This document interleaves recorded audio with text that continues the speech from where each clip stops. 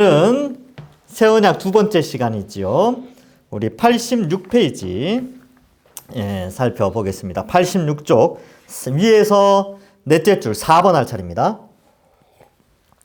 자, 이 새 언약은 구약에 이제 하나님께서 하나님 나라를 이루시겠다.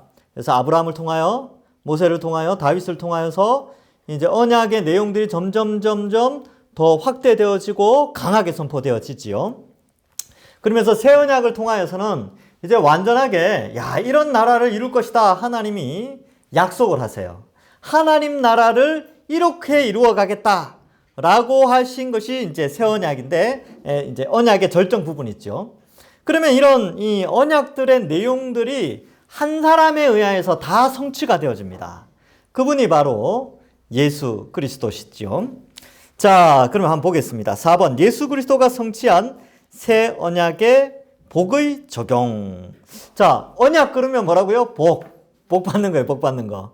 그래서 언약은 하나님이 복을 주겠다라는 약속이기 때문에 우리가 깊이 있게 좀 생각해 볼 수 있고, 만약 그 복을 받는 비결은 순종이에요. 순종. 그러면 순종하지 않으면 오히려 저주를 받게 되죠. 근데 우리가 원래 순종하지 못해서 우리의 이 저주를 예수님이 대신 다 받으신 겁니다. 자, 보겠습니다. 승천하신 예수 그리스도의 주되심, 왕으로 등극. 그러면 이게 이제 또 말씀드리는데, 주되신다 이런 표현 있잖아요. 주, 나의 하나님. 도마가 그런 고백을 했는데, 예수님을 주님, 하나님을 주님 이렇게 고백하는 게요. 이게 우리가 한 번도 경험해보지 못한 고백이거든요. 이게 뭐냐면 체험하지 못하는 고백이에요. 왜냐하면 우리는 누군가의 노예로 살아본 적이 없기 때문에 그렇습니다. 그 다음에 누군가를 왕으로 섬겨본 적이 없기 때문에 누군가를 주로 고백한다는 게 이게 와닿지가 않아요. 왜냐하면 우리는 민주주의 사회 속에서 살고 있으니까 또 신분제가 없어졌잖아요. 그래서 주라고 했을 때 2000년 전의 사람들이 주라고 고백하는 것과 21세기 한국 사회에 살아가는 우리가 주님이라고 말하는 그 느낌이 확연한 차이가 있습니다.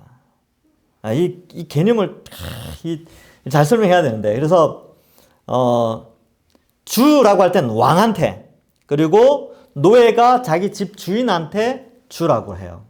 그래서 오히려 조선시대 때 신분제가 있을 때 그때에 이걸 이야기하면서 주 되신다 이렇게 표현했으면, 우리 집 마님한테 내가 하듯이 우리 집 어르신한테 우리 할 때 양반 어른한테 하듯이 그렇게 하고, 우리 조선시대 때 왕 누구 그분한테 내가 대하듯이 예수님을 그렇게 믿어야 되겠구나 이런 생각을 하는데, 우리는 이걸 체험해보지 못한 그냥 주죠. 그래서 사람들이 그냥 주여 이렇게 하는데 이게 약해요. 그래서 어떤 일이 벌어지냐 하면 순종이 약해집니다. 순종이 약해지죠. 왜냐하면 경험해보지 못했으니까 순종하지 않았을 때의 벌, 이걸 잘 몰라요. 그리고 순종했을 때의 그 받을 상. 근데 이제 순종은 당연한 거죠. 근데 오늘날 사람들이 이 주되심에 대한 개념이 없어가지고 순종을 아주 쉽게 생각해요. 그래서 이게 좀 문제입니다. 그래서 이 정도면 천국 가겠지 하고 자기 나름대로 자기가 주인이 돼가지고 자기가 주가 됐어요. 자기가 주가 돼서 내가 하나님 이 정도 믿으면 구원받아 이렇게 생각하고, 이 정도 믿으면 되지 꼭 그렇게까지 해야 되나? 꼭 그렇게까지? 이렇게 생각을 한다는 거예요. 근데 이게 참 이걸 설명해낼 방법이 없네요. 어쨌든 왕으로 등극하셨어요. 예수님이 왕이시라는 것은 절대적 순종을 의미합니다. 그리고 우리가 그 왕의 다스림을 받는다는 것은 순종이 있지요. 어떤 건 순종해도 되고 어떤 건 순종 안 해도 되는 게 아니고 100% 순종이에요. 그래서 이거는 말씀에 순종하는 것이죠, 결국. 자, 두 번째. 근데 이게 복이라는 거예요, 복. 여러분, 예수님이 왕으로 있는 왕국의 백성은 복이에요. 그 외에는 다 지옥 심판입니다. 그 외에는 없어요. 다 심판이에요.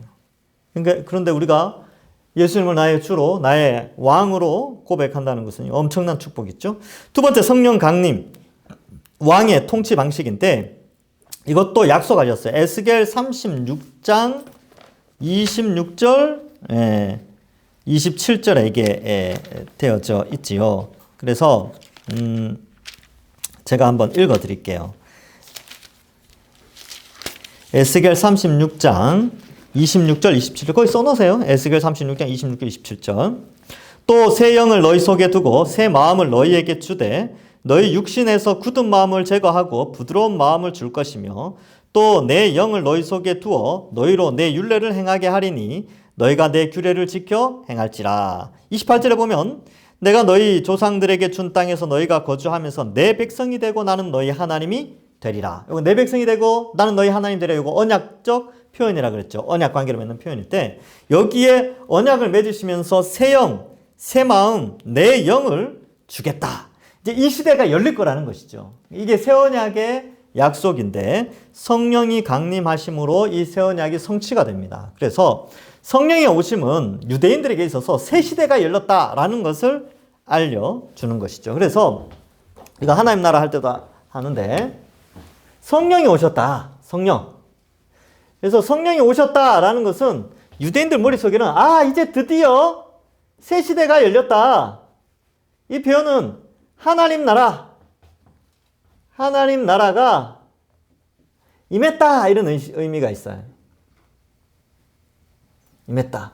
왜요? 구약에 성령이 오시면 하나님 나라가 임하여 우리 심령 속에 성령이 임해서 율법을 온전히 이룰 수 있는 능력을 주신다고 하나님이 약속을 하셨거든요. 그래서 세례 요한도 하나님 나라가 가까이 왔다 이런 표현을 썼잖아요. 왜냐하면 예수님이 왕으로 이 땅에 오셔서 다스리기 시작하시고 그 다스림의 증거로 나중에 부활 승천하셔서 성령을 보내어 주시는 거죠. 새 시대가 열린 것입니다. 자, 그래서 하나님과 주 예수 그리스도의 성령 보내심, 예수 그리스도의 성취와 통치를 온 세상에 적용하게 됩니다. 자, 그 다음.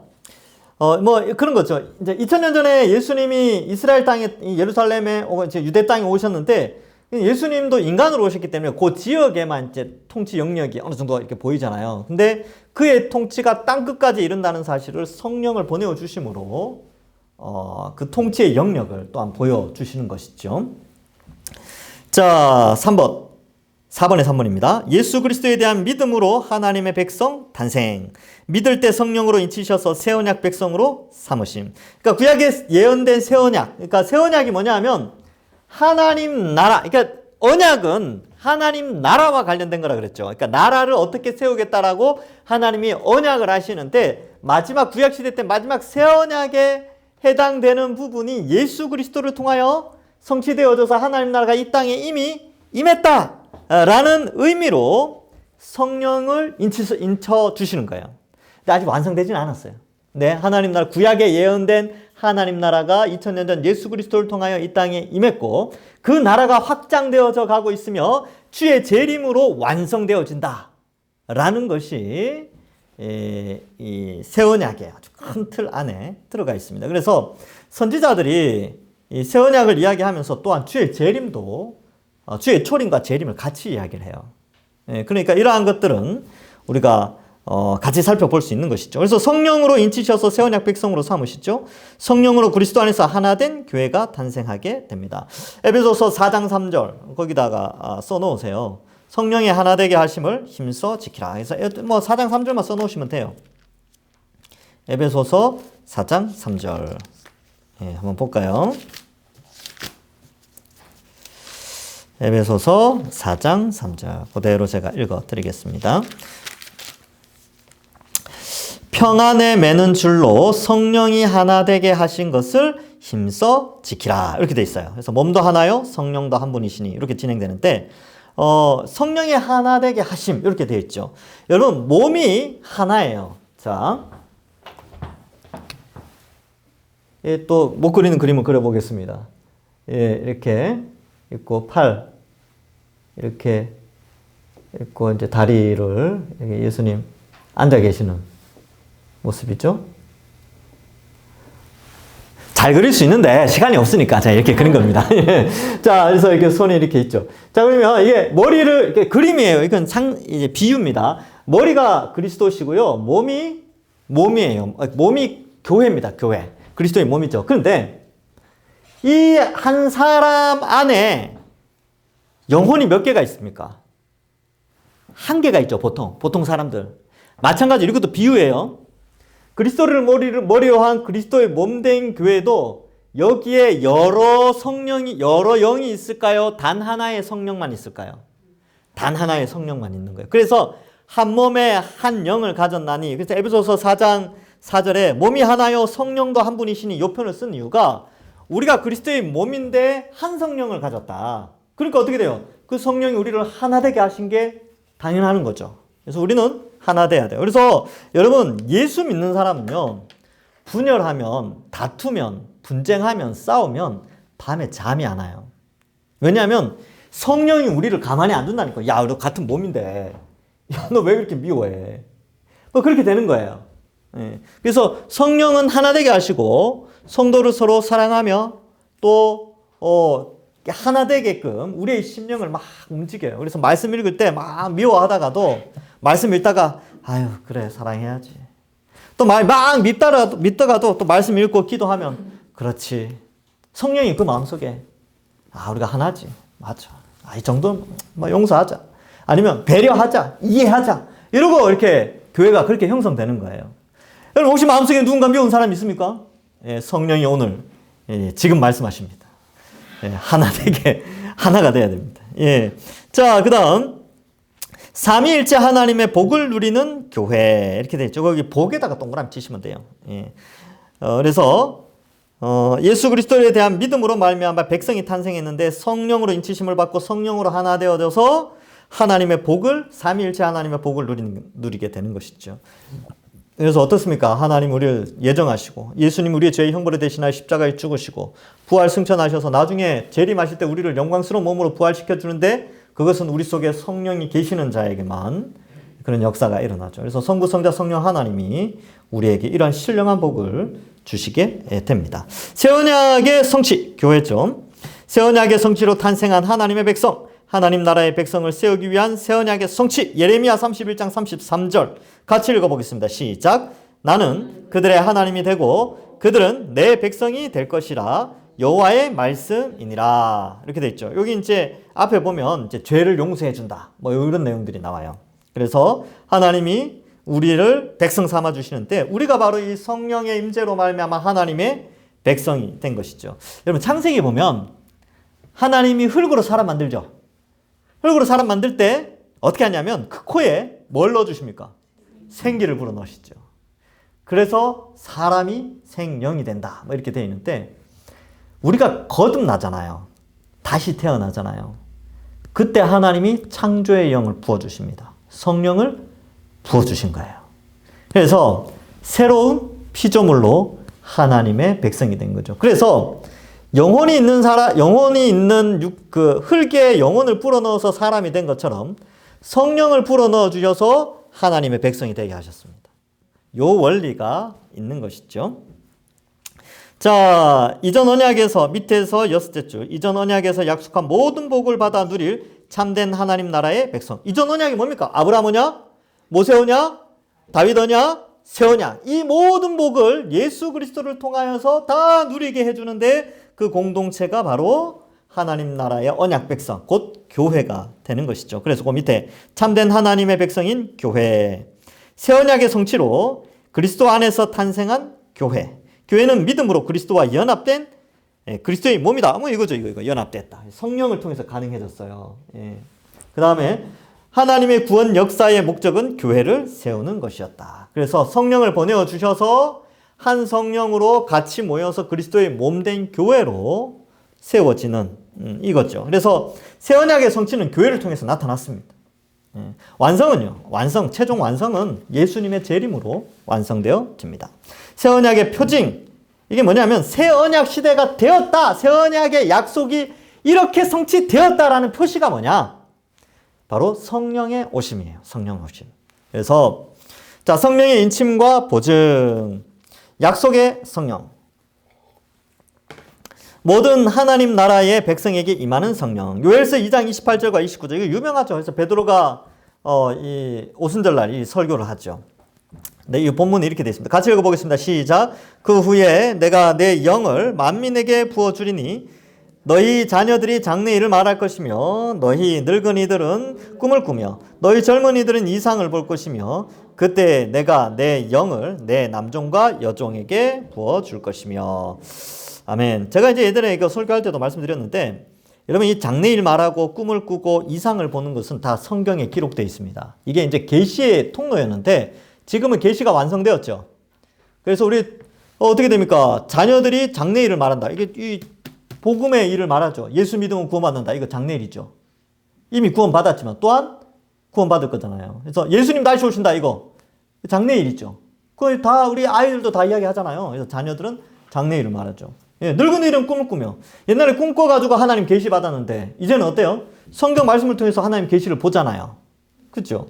그리고 젊은이들은 이상을 볼 것이며 역시 계시의 통로인데 이상을 말씀을 읽음으로 이상을 본 것과 같이 그렇게 여겨 주시는 것이지요. 그러니까 여러분 이것 때문에 이거 오해해가지고 자꾸 환상 봤다 꿈에서 뭐 봤다 그러는데 그거 다 아니라 그랬어요. 그건 계시가 아니에요. 예. 객관적이지 않고 전통적이지 않습니다. 이단들이 그런 행동들을 많이 하는데 꿈에서 뭐 보면 아유 개꿈 꿨구나 그렇게 생각하세요.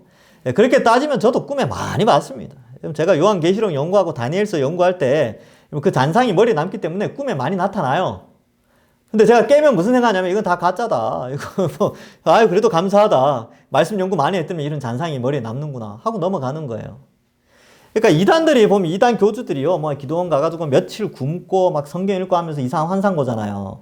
그게 그게 이제 잠재의식에서 나오고 또 금식을 하면 단백질 공급이 잘 안 돼가지고 헛것도 보이고 그러거든요. 저도 몰랐는데 우리 조카가 그러더라고요. 조카 한 명은 의사고 한 명은 간호사인데 그 이제 한 명 이제 간호사 저기 누구냐 조카가 그런 말 하더라고요. 조카가 요양병원에 있어요.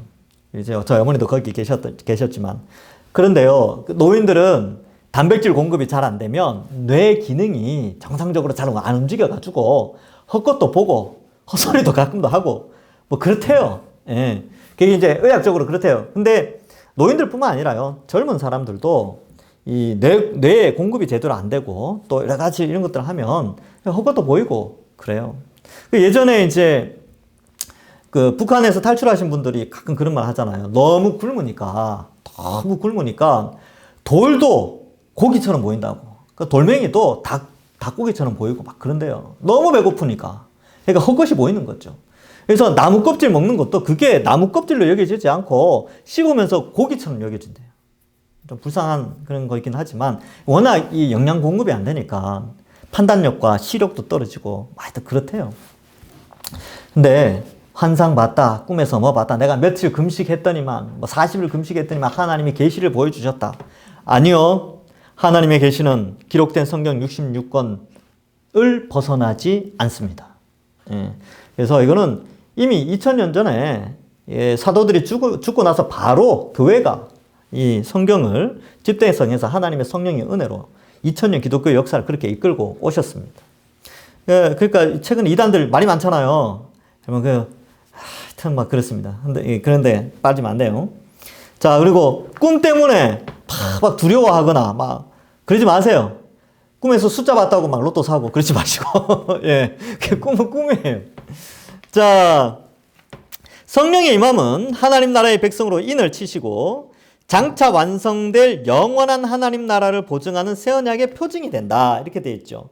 그래서 성령의 임함은 하나님 나라의 백성으로 인치시고 도장 찍는다는 겁니다. 인쳤다, 도장 찍는다. 장차 완성될 영원한 하나님 나라에 보증하시는 새 언약의 표징이다. 이렇게 되는데 여러분 출생하면요 도장 찍어요. 애들 태어났다고 동사무소 주민센터 가가지고 뭐 이렇게 해가지고 뭐 이렇게 하는 거 있잖아요. 출생신고 이런 거 할 때 부모가 도장 찍잖아요. 그죠? 뭐 사인하거나. 그처럼 성령으로 인치신다는 말은 거듭났다는 도장 표시입니다. 그래서 도장 이런 거죠. 에베소서 1장 13절 14절 같이 읽어보겠습니다. 시작. 그 안에서 너희도 진리의 말씀 곧 너희의 구원의 복음을 듣고 그 안에서 또한 믿어 약속의 성령으로 인치심을 받았으니 이는 우리 기업의 보증이 되사 그 얻으신 것을 속량하시고 그의 영광을 찬송하게 하려 하심이라. 아멘. 인침과 보증이라고 되어 있는데 인쳤다라는 건 도장 찍어서 이런 거예요. 그리고 아이들 학교에 가면 옛날에 여러분들도 그런 경험 있는지 모르겠는데 책이나 학용품에 이름 써놓죠. 그게 뭐냐 하면 인친 거예요. 인친 거. 이거 내 거다. 이거 내 거다. 그 다음에 이거는 내가 책임진다. 이건 내가 책임지고 챙긴다. 이런 개념이 있어요. 하나님도 똑같습니다. 우리에게 성령으로 인을 딱 쳤다는 것은 너 내 거야. 하나님이 왕이신데 너는 내 백성이야. 라는 표시로 성령의 도장을 찍는다는 거예요. 그리고 내가 너를 책임진다. 이 개념이 있습니다. 내가 너 챙긴다. 이게 도장 찍는 것의 의미죠. 성령이 우리 속에 오셔서 하신 일이 그거죠. 하나님이 성령 보내셔서 너 하나님 거야. 그리고 내가 너 책임져. 이 개념이 있는 것이죠. 그래서 이게 인친다라는 의미가 있고 두 번째로는 그러니까 이게 그거예요. 소유의 개념. 간단하게 요약하면 인침 이렇게 해놓고 이렇게 써놓을게요. 인침 이렇게 해서 두 가지. 첫 번째 소유. 두 번째 책임. 이런 게 있습니다. 책임. 하나님의 소유, 하나님이 책임지신다. 그게 바로 성령으로 인치셨다. 이런 개념이에요. 정말 좋죠? 예, 은혜입니다. 은혜. 예. 자, 두 번째. 보증이 되셨다라고 했는데, 보증이라는 것이 알라본이라는 뜻인데, 이게 우리나라 보증하고 좀 달라요. 그래서 이 보증은, 보증. 이게 둘 다 이제 성령의 역할인데, 보증, 이 단어는 어떤 의미가 아니면 첫 번째는요, 첫 돈을 미리 주다. 첫 돈을 미리 주다. 두 번째로는 나머지 돈은 반드시 준다. 이 개념이 있어요. 근데 왜 성령의 오심이라는 표현을 쓰면서 사도 바울은 이 경제 용어를 왜 썼는가? 이게 당시 로마 시대에 시장에서 쓰이는 단어입니다. 알라본 이런 뜻이. 이게 뭐냐면 내가 첫 돈 미리 줄게. 그리고 마지막 돈 반드시 준다. 라고 하고 표를 내는 것이 이 보증이에요. 그래서 첫 돈은 아주 조금 줍니다. 조금. 그래서 물건을 가져오면서 일정 약간의 그런 보증 관계, 이렇게 그런 거죠. 이 물건을 가져오면 이게 3만 원이다. 딱 가져오면서 보증금을 주는 거예요. 자, 내가 이거 첫 돈 미리 줄게 하면서 3천 원을 미리 주는 거죠. 그러면 2만 7천 원을 줘야 되잖아요. 그래서 2만 7천 원은 반드시 준다라는 의미에서 보증금 첫 돈을 미리 딱 주는 거죠. 그리고 뭐 이렇게 증서를 쓰고 하게. 우리도 이런 경우가 종종 있잖아요. 그죠? 계약금처럼. 마찬가지로 성령 하나님께서 우리의 보증이 되어 주셔서 첫 돈을 미리 주신다. 성령이 우리 속에 오셔서 어떻게 해요? 우리의 지성과 감정과 의지를 변화시켜서 예수님 믿게 하잖아요. 그죠? 그리고 성경이 다 믿어지게 하잖아요. 이게 첫 돈을 주신 증상입니다. 증상? 첫 돈을 주신 증거. 이걸 성령의 뭐 내적 증거, 뭐 이런 뭐 외적 증거 이런 표현을 쓰는데 그러면 마지막 돈은 뭘까요? 이게 첫 돈 받고도 이렇게 예수님 믿으면서 좋은데 여러분 성령이 우리 속에 있으면 얼마나 좋습니까? 여러분 예수님 믿을 때 생각나요? 처음 예수님 믿는 거 깨닫고 내가 죄인임을 깨닫고 또 내가 구원받았다는 걸 깨닫고 회심하면서 와 내가 하나님 백성이 되었구나 내가 영원한 천국을 소유하는 천국 백성이 되었구나 라는 그 기쁨을 누렸잖아요. 근데 그게 첫 돈이에요. 첫 돈. 조금 그 기쁨은 아주 살짝. 그리고 이 첫 돈은요 일단 우리가 한 100년 살아가면서 성령을 통하여 누리는 하늘로부터 오는 축복이에요. 축복. 근데 그게 조금이에요. 조금. 그럼 하나님이 반드시 주시겠다고 했던 마지막 돈은 뭐냐면 예수님의 재림을 통하여서 이 돈이 주어진단 말이죠. 그건 뭐냐 하면 우리 육체의 부활, 이팔 청춘 이상으로 좋은 컨디션으로 다시는 죽지 않을 몸으로 돌아가고요. 지금 이 땅에서 여러분들이 기도해가지고 뭐 응답받아서 뭐 어떻게 건강 회복, 물질 회복, 자녀 회복 좀 받잖아요. 그거 조금 받아도 얼마나 행복합니까? 아이고, 그 조금이라니까요. 나중에 주님 오셔서 받을 복은 비교할 수 없습니다. 어마어마한 복을 우리에게 준비해 놓으셨어요.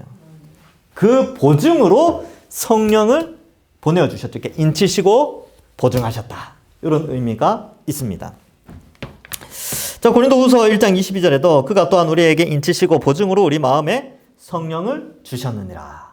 그래서 성령의 어떤 그런 성령을 알아가는데 이러한 성령의 의미가 있다라는 것도 알아가시면 돼요. 성령의 여러 가지 의미가 있어요. 성령을 통해서 주시는 의미들이 많이 있는데, 뭐 앞에서 이렇게 하나 되게 하셨다, 뭐 이렇게 그런 게 있었고, 여기서는 인치셨다, 또 보증이 되셨다, 또 사도행전 어떻습니까? 성령이 우리에게 권능이 임해서 복음 전한다, 또 뭐 그죠, 그런 것들 많이 있어요. 성령에 대해서. 하여튼 공부하셔야 됩니다. 많은 사람들이 성령 운동한다 그러면서 막 바람 휙휙 하고 뭐 치유 이쪽으로만 가는데, 아니요, 성령은 우리 속에 오셔서 아주 이러한 역할들을 책임지시고 하시는 거예요. 예. 그러니까 성경 공부를 많이 하시면 성령에 대한 생각도 더 풍성해집니다. 자, 할례의 성취, 성령으로 행하는 마음의 할례. 옛 언약 백성의 표징인 할례죠. 예, 아브라함을 통해서 시작됐죠. 진정한 할례는 성령으로 마음에 행하는 할례, 새 언약. 거룩한 삶의 열매로 나타나는 마음에 받는 할례. 그래서 로마서 2장 29절 같이 읽어보겠습니다. 시작. 오직 이면적 유대인이 유대인이며 할례는 마음에 할지니 영에 있고 율법 조문에 있지 아니한 것이라. 네, 여기까지. 그래서 성령이 임하는 것은 할례한 것과 같다. 보증으로 주셨다. 그러니까 이제 구원받았다라는 표시로 성령이 임하시는 것이지요. 그래서 그런 의미로 성령이 임하는 것이 참된 마음의 할례다. 근데 유대인들은 이걸 몰랐어요. 그래서 육체의 할례로 끝나는 줄 알았는데 아니죠. 육체의 할례가 중요한 게 아니라 마음의 할례를 받아야 된다. 자, 그 다음 3번 안식의 성취. 성령을 통한 그리스도의 안식의 충만함. 옛 언약 백성의 표징인 안식일, 모세 언약에 관련되어 있죠. 안식일, 새 언약의 성취로 참된 안식이 시작된다. 그리스도 안에서 이미 성취된 안식을 성령을 통해 누리는 교회.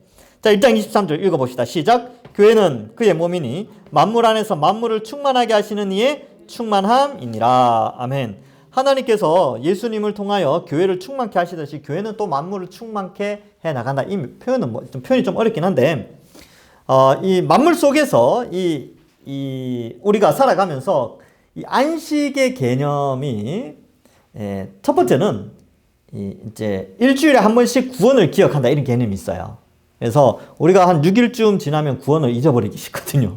7일째 이제 다시 정신 차리고, 하나님의 백성이라는 걸 기억하고 예수님 때문에 구원받았다는 걸 기억하라고 7일에 한 번 구원받죠. 그리고 안식일의 개념 중에 또 하나는 하나님이 만물을 창조하셨다. 이 개념을 끊임없이 생각해야 됩니다. 그래서 창조의 하나님을 기억하고요, 구원의 하나님을 기억하는 기능이 바로 이 안식일인데, 성령이 오시면서 이 두 개를 일주일마다 깨닫게 하는 게 아니고 어떻습니까? 매일매일 깨닫게 하시죠. 매일매일. 그래서 우리는 이 매일매일을 안식일처럼 살아가는 자가 되었어요. 그러한 존재가 됐죠. 그래서 7일의 하루가 거룩한 게 아니고요, 7일 모두가 거룩합니다. 왜 거룩하냐면 성령이 우리 속에 오셨잖아요. 그리고 성령이 우리 속에 오셔서 우리가 성전이 되었기 때문에 우리는 매일매일 어느 곳에 있든지 매일매일 거룩한 자들입니다. 그러니까 삶도 매일매일 안식일처럼 살아야 돼요. 오늘 수요일이잖아요. 오늘이 마치 주일인 것처럼. 내일이 목요일이지 않습니까? 내일이 마치 주일인 것처럼. 보통 사람들은 주일날 죄를 잘 안 지어요. 욕도 주일날은 안 합니다. 그리고 주일날은 그죠, 이렇게 좀 절제하고 그래요. 근데 우리가 매일매일 그렇게 살아야 된다는 거죠. 왜? 성령이 우리 속에 임하심으로 말미암아 안식이 성취되었기 때문에. 그런 의미가 있죠. 그러나 완전한 안식은 아니에요. 안식은 주님 오셔야 됩니다. 그때 돼야 영원한 참 안식이 임하죠. 자, 좀 그런 개념으로 에베소서 1장 23절은 성령을 통해서 이미 성취된 안식을 누린다. 그래서 만물 가운데에서 매일매일 그리스도의 풍성함을 누리며 살아가는 뭐 그런 것을 좀 의미하기 위해서 이 구절을 써놓은 것이 아닌가 생각합니다. 자, 88페이지. 새 언약의 성취를 예표하는 사건. 그래서 이것은 이제 이 새 언약이 선포되어지고요, 에레미야 시대 때 선포되어지고 예수님이 오실 때까지 바벨론으로 포로로 잡혀갔다가 또 이제 뭐 이렇게 다시 3차에 걸쳐서 돌아오고 나서 한 400년 동안 하나님이 선지자를 안 보내시거든요. 그러면 이러한 이제 바벨론 포로부터 예수님 오실 때까지 새 언약이 성취될 것에 대한 몇 가지 사건들이 있었다라는 거예요. 새 언약이 이제 곧 성취된다라는 사건. 그러니까 이러한 것들 때문에 이 메시아 사상이 더 커진 거예요. 자, 그럼 한번 보겠습니다. 이스라엘 포로 귀환, 죄에 대한 심판으로 이스라엘을 가나안에서 쫓아내셨죠. 포로로 끌려갔던 이스라엘 백성들이 가나안으로 귀환하게 됩니다.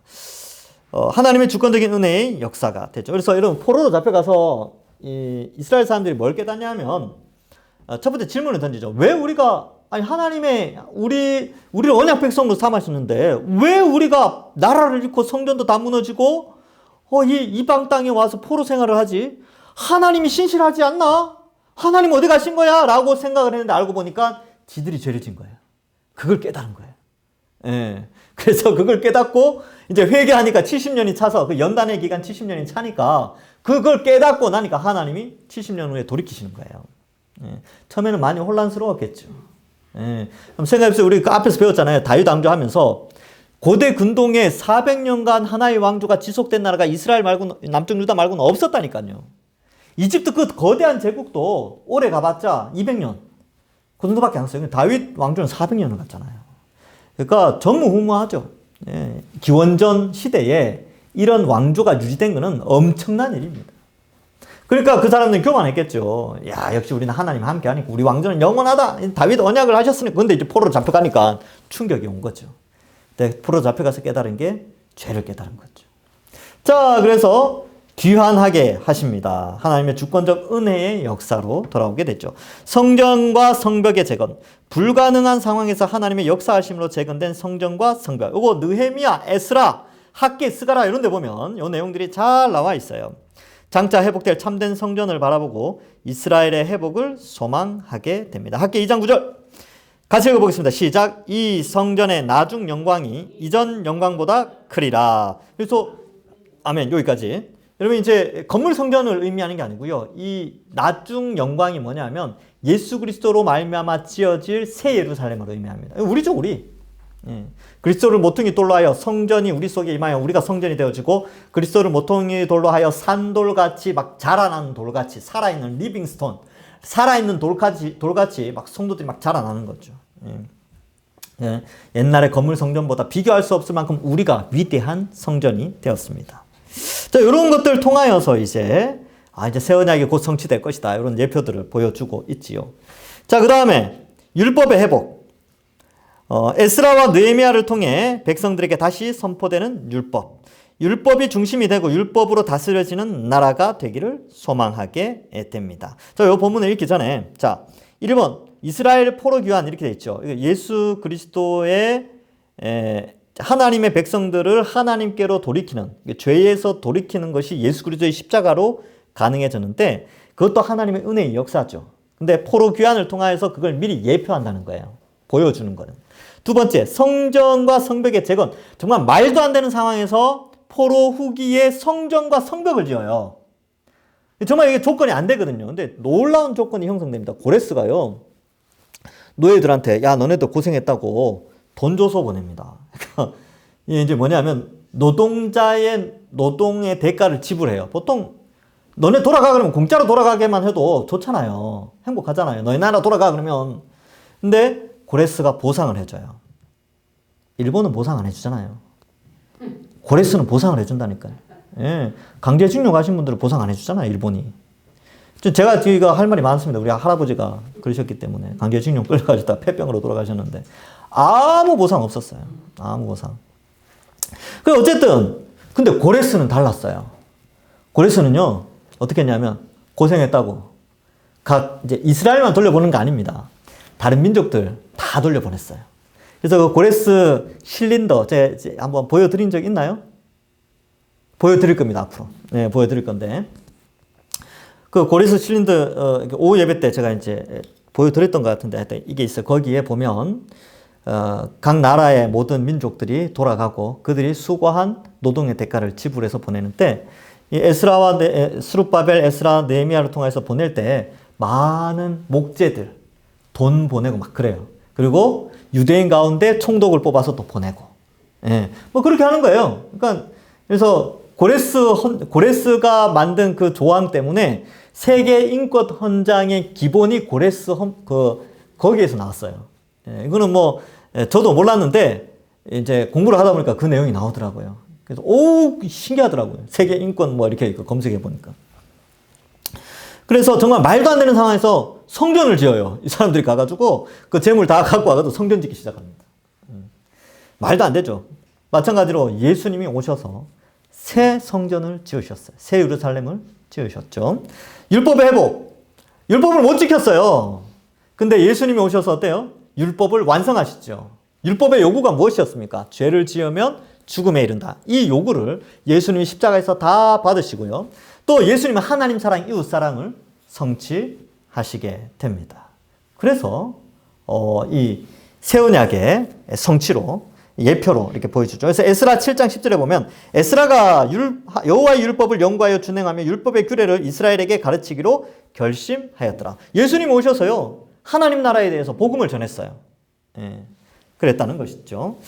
자, 그 다음 느헤미야 8장 2절에 보시면 5절과 6절도 있는데 여기 유명하죠. 에스라가 율법책을 가지고 회중 앞에 곧 남자와 여자를 알아들을 만한 모든 사람 앞에 이르러 에스라가 모든 백성 위에 서서 그들의 목전에 책을 펴니 책을 펼 때에 모든 백성이 일어서니라.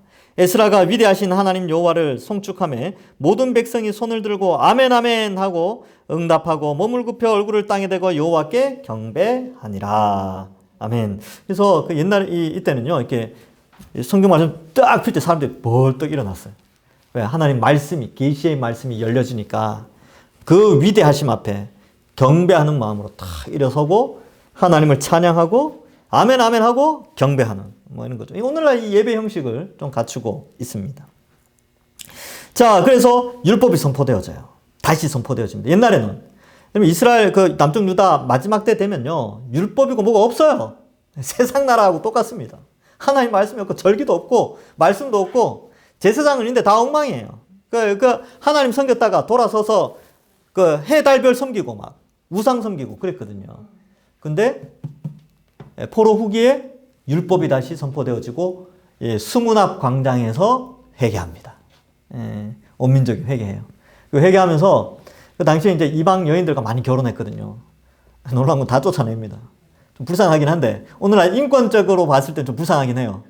그런데 왜 쫓아냈냐면 거룩한 땅에 거룩한 백성의 유지를 위해서 죄악된 그들이 원래 이제 이방 여인들이 오면서 우상을 다 갖고 왔거든요. 그러니까 다 쫓아내요. 그냥 쫓아냅니다. 그래서 이스라엘을 거룩하게 만드는 대부흥 운동을 일으키게 되죠. 그것이 바로 율법의 선포를 통해서 일어나게 됩니다. 그래서 이거 이제 예수님 오셔서 하나님 말씀 전하면서 회개하고 돌이키고 그렇게 되는 것이죠. 자, 오늘은 여기까지 하겠습니다. 이제 다음 주에 끝나겠나 이거? 안 되겠네요. 조금 더 합시다. 오늘 조금 일찍 마치려고 그랬는데 한 10분만 더 하겠습니다. 다음 주에 끝내려면 10분 정도는 더 해야 될 것 같습니다. 자, 영상을 보신 분들 끄시면 안 됩니다. 이게 영상 보시는 분들이 있거든요. 오늘 여기까지 하면 딱 꺼버리는데 이거 끄시면 안 되는데. 자, 다음 새 언약의 신학적 의미. 모든 은혜 언약을 성취하는 언약 이렇게 되어 있죠. 아브라함 언약의 성취. 그러니까 모든 언약을 성취하는 거예요. 아브라함 자손인 그리스도. 아브라함과 그의 자손에게 약속된 하나님 나라의 복이 있죠. 그래서 거기 보면 3절 끝부분에 땅의 모든 족속이 너로 말미암아 복을 얻을 것이라 이렇게 되어 있지 않습니까? 모든 족속은 유대인을 포함하여 모든 사람들이 있죠. 그래서 이 언약이 예수님을 통하여서 성취가 되어집니다. 자, 그 다음 그 밑에 그리스도 안에 있는 자가 곧 아브라함의 자손이다. 갈라디아서 3장 16절 같이 읽어볼까요? 시작.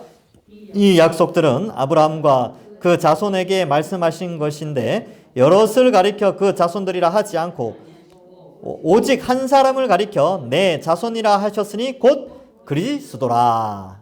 아멘. 그래서 내 자손으로 말미암아 모든 민족이 복을 받는 거예요. 단수. 그 자손이 누구냐면 예수님. 예수님을 통해서 모든 민족이 복을 받게 되는 것이죠. 자, 모세 언약의 성취. 자, 볼까요? 율법의 마침이시며 참된 중보자이신 그리스도. 모든 율법에 순종하여 의를 얻으신. 모든 율법이 뭐냐 하면 하나님 사랑, 이웃 사랑이에요. 예. 근데 여기서 말하는 율법은 그 유대인들이 말하는 613가지 조항을 의미하지 않습니다. 예, 여기서 말하는 율법은요, 하나님 사랑과 이웃 사랑에 대한 근본적인 율법의 정신을 의미하게 되고, 그 밑에 나오는 이제 속죄, 예, 십자가 죽음, 이런 것도 포함되는데, 요거는 제가 좀 밑에 가서 설명하고. 일단 봅시다. 마태복음 5장 17절과 18절. 내가 율법이나 선지자를 폐하러 온 줄로 생각하지 말라. 폐하러 온 것이 아니요 완전하게 하려 함이라. 진실로 너희에게 이르노니 천지가 없어지기 전에는 율법의 1.1획도 결코 없어지지 아니하고 다 이루리라. 하나님 사랑, 이웃 사랑, 예수 그리스도를 통해서 완전히 성취되어집니다. 예, 예수님께서 이걸 다 이루셔요. 그 다음에 율법의 요구를 또 이루세요. 그 다음에 뭐냐면 죄의 형벌. 자, 영단번 속죄를 이루신 그리스도의 십자가 죽음. 히브리서 9장 12절 읽어보겠습니다. 시작. 염소와 송아지의 피로 하지 아니하고 오직 자기의 피로 영원한 속죄를 이루사 단번에 성소에 들어가셨느니라. 아멘. 율법에 보면요, 죄인은 죽어야 돼요. 근데 그 죽음의 형벌을 양이나 소나 염소 이런 애들이 대신 죽었거든요. 근데 그거는 그림자일 뿐이죠. 예, 그거는 한 번 그렇게 한다고 그 다음에 죄를 지으면 어떻게 돼요? 또 양 잡아야 되거든요. 또 짐승 잡아야 되죠. 그런데 예수님이 그 율법의 요구, 죄를 지으면 형벌을 받는다, 죽음의 형벌을 받는다라는 그 율법의 요구를 십자가에서 다 이루어져 버리셨어요. 다 이루어져 주셨어요. 그러니까 이 율법을 또 성취하신 것이죠. 그래서 율법의 요구가 예수님의 십자가를 통하여 성취가 되어집니다. 그래서 모세 언약의 성취죠. 그 다음 그 밑에 제일 밑에 줄 89페이지 그리스도 안에 있는 자가 얻은 영원한 속죄와 완전한 의 이렇게 되어지죠. 그래서 우리가 예수님의 십자가와 예수님의 완전한 순종, 이 땅에 성육신하심, 또 율법을 완전히 이루심, 즉 하나님 사랑, 이웃 사랑을 온전히 이루시고 십자가에 죽기까지 순종하시고 완전한 의인으로서 완전한 율법의 의미를 완성하신 분으로서 이 땅에 언약을 성취하신 것입니다. 그래서 그것은 모세의 언약을 성취하신 분이시다. 이것을 의미하죠. 그러니까 아브라함 언약 그러면 아브라함을 자손에 통하여 모든 민족이 복을 받게 하시는데 그 자손은 예수님.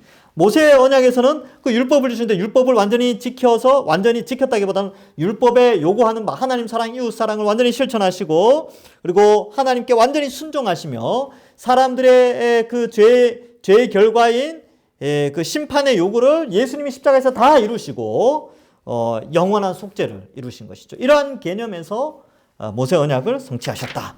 그 다음 다윗 언약의 성취 90페이지입니다. 다윗 언약의 성취. 다윗의 자손이신 그리스도.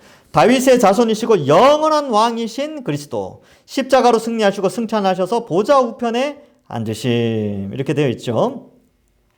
자, 그래서 20절, 21절 한번 읽어보겠습니다. 에베소서 1장 20절, 21절 시작. 그의 능력이 그리스도 안에서 역사하사 죽은 자들 가운데서 다시 살리시고 하늘에서 자기의 오른편에 앉히사 모든 통치와 권세와 능력과 주권과 이 세상뿐 아니라 오는 세상에 그는 모든 이름 위에 뛰어나게 하시고 여기 이제 그의 능력인데 그는 성부 하나님이에요.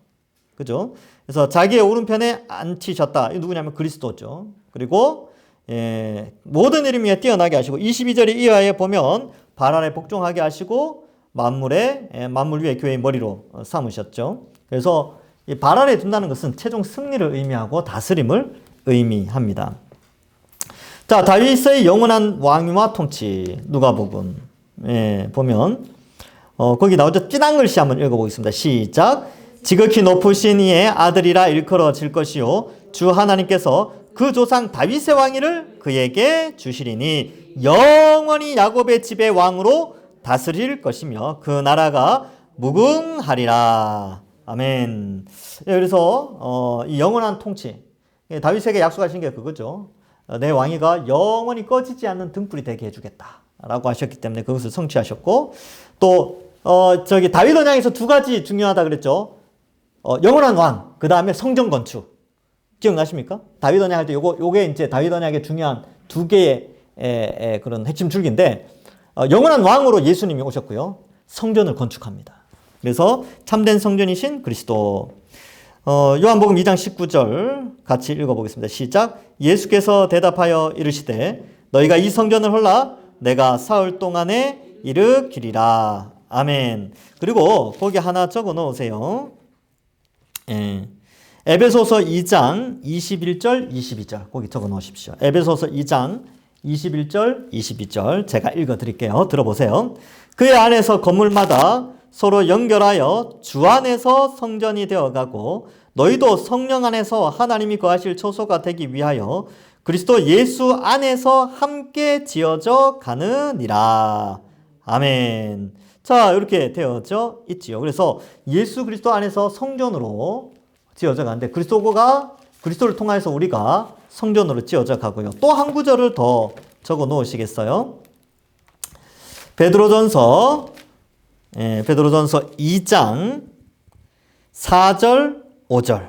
자, 베드로전서 2장 4절 5절 그렇게 적어 놓으세요. 제가 읽어 드릴게요.